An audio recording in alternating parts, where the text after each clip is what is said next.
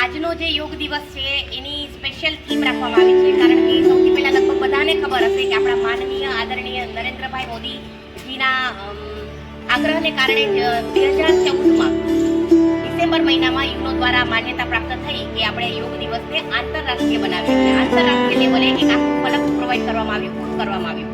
પછી 2015થી લઈ અને આજે 2024 સુધી 10મા આંતરરાષ્ટ્રીય યોગ દિવસની ઉજવણી આપણે કરી રહ્યા છીએ. તો વિવિધ પ્રકારની થીમ સાથે આ યોગ દિવસની આપણે ઉજવણી કરી. એમાં આ વખતની જે થીમ છે yoga for self and society, એટલે યોગ આપણા માટે અને સોસાયટી માટે. બરાબર, આપણા માટે તો આપણે યોગ કરવાનો જ છે, પણ આપણે સોસાયટી માટે પણ યોગ કરવાનો છે. બધાને અવાજ સંભળાય છે મારો? સંભળાય છે ને? હા. એવી વિવિધ પ્રકારની થીમ દ્વારા યોગ દિવસની ઉજવણી કરવામાં આવી. વસુદેવ કુટુંબકમ, yoga for peace, yoga for harmony,